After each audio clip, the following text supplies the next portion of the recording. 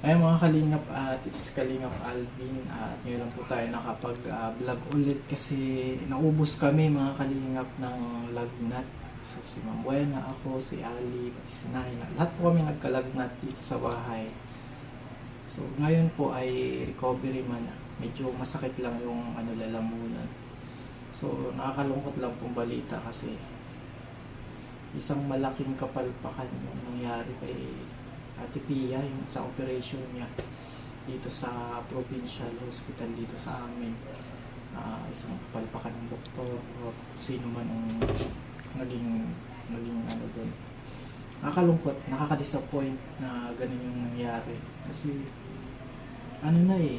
okay na sila okay na si Ate Pia, magre-recover na, another operation na naman, another gastos na naman, another pagpapagaling na naman.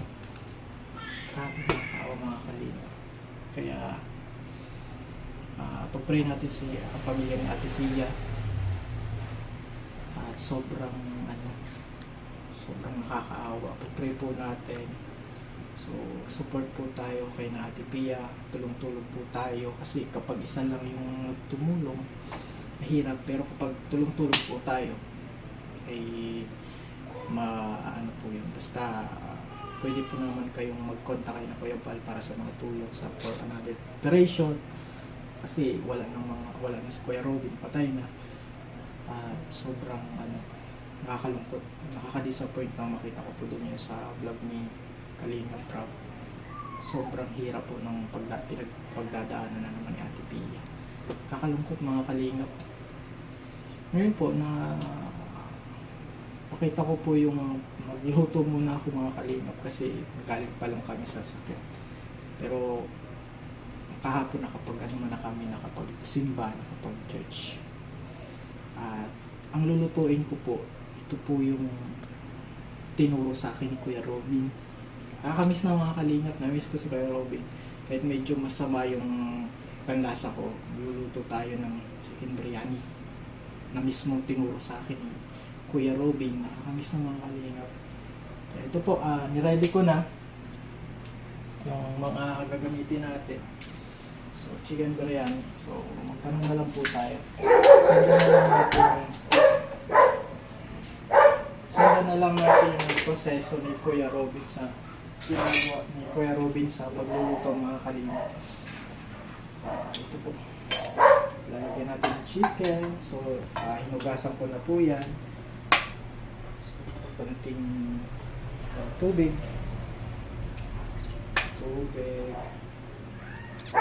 Yan. So ayan po. Yan? Chicken thigh po yan. So wala pong all-purpose cream, kaya ito na lang po gagamitin natin. Gata po siya na fresh daw. Pero mas okay pa rin yung tunay na nyug mga Kalingap. So ayan. Kalahati lang po nito. Hindi natin uubusin mga Kalingap. Ginata ang chicken. Ang labas. Nakakamiss po si Kuya Robin. Magpapakita po ako sa inyong kakaibang technique ni Kuya Robin sa pagluluto. So nakakamiss si Kuya Robin. Siguro kung buhay siya mga Kalingap, tawa ng tawa. Tawa ng tawa yung mga Kalingap. Talagang nakakamiss. Yun lang natin mga Kalingap, medyo initin lang natin. Bilis lang po ito mga Kalingap. Ang pinaka-importante ingredients diyan mga Kalingap, ito turmeric mga Kalingap, hindi ito nakawala. Chicken biryani gagawin natin mga Kalingap. Turmeric, ito, tsaka yung luya mamaya po mga Kalingap. Lalagay tayo ng turmeric.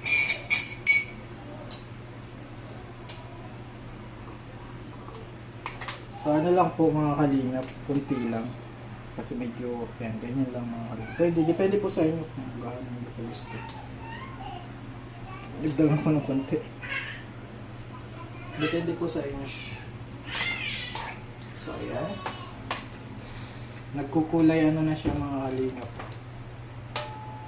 Nagkukulay dilaw. Kaya baga mga dilaw-dilaw mga Kalingap yung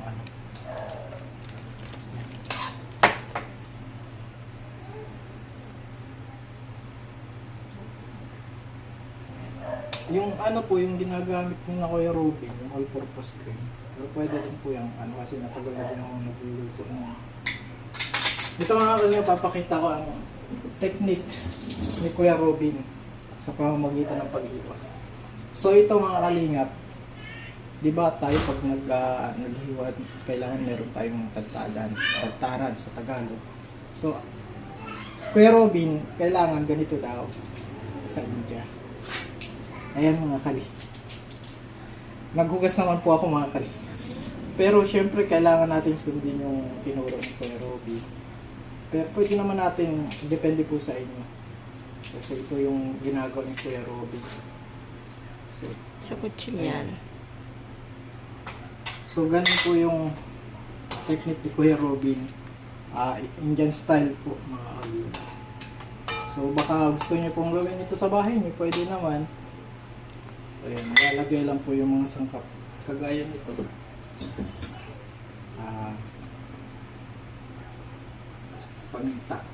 Paminta. So, May luya na. Mas madaming paminta, mga kalingap. May luya na. Yan, mas madaming paminta. Mas masarap. So, may luya. Pwede din pong ano, ito po may luya na tsaka bawang. Halo na lang natin mga kalingap. Ano po yan, turo sa akin Kuya Robin. Papalambutin lang po natin yung wala pang betchin. Lagyan natin Kunti lang. Ajinomoto. Kunti lang. Siyempre may asin. Lagyan natin konting asin. Konting asin lang. So ganyan lang mga kalingap po kayo. Konting asin. Papalambutin lang po natin mga kalingap. Wow, bango. Ayan mga kalingap, medyo malambot na po ito. Pero kung gusto nyo palambutin pa, Favorite ko pwede yan. naman. Pero okay na po ito. Goods na po ito sa. My favorite. Ayan. Bango. Mabango. Iyak na sinay. Wala na si Kuya Robin. Nakakamiss si Kuya Robin. Dahil wala na si Kuya Robin, anong balak mo? Tuloy pa rin. Tsaka yung mga anak niya, may pangako man ako sa sarili ko na andun pa rin ako sa kanila. Mga kalingap. Kahit wala si Kuya Robin, kahit walang vlog, gusto kaibigan ko siya. May plano ako dun. Gusto ko, tutulong pa rin ako. Mga kalingap. Yung sa mga bata. Kahit walang vlog. Kasi inaanak ko din si si Patrick.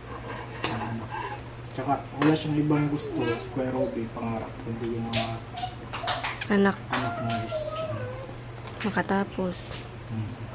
Maging okay. Ito. Kung gusto mo palambutin pa. Pwede. Mabango. Mabango. Amoy luya na. Dinagdagan mo po pala ng konting toyo kanina. Habang pinapalambot. Pwede naman. So, mabango na siya. Ito po yun.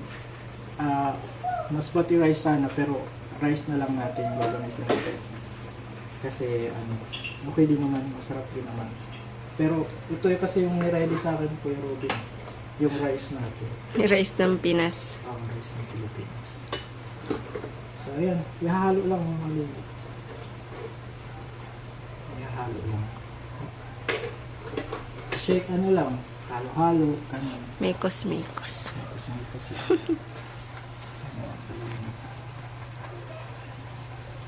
So, na siya? Chicken biryani. Tignan natin yung yan. Chicken biryani na siya mga kalingap.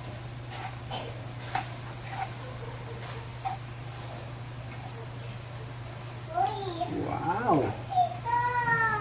Ayan, mikos. Ayan ba? Bali mga kalingap, kung may gusto magpabot ulit ng tulong kay Ate Pia, pwede po makipag-ugnayan ko na Kuya Bal. So, pwede din po sa atin mga kalingap. Depende po sa kung anong gusto niyo. At makakabot naman po yung kay Ate Pia. At may second operation po mga kalingap. Grabe na disappoint ako sa second operation. Kasi sakit kasi nun. Operahan na naman. Sakit na, grabe.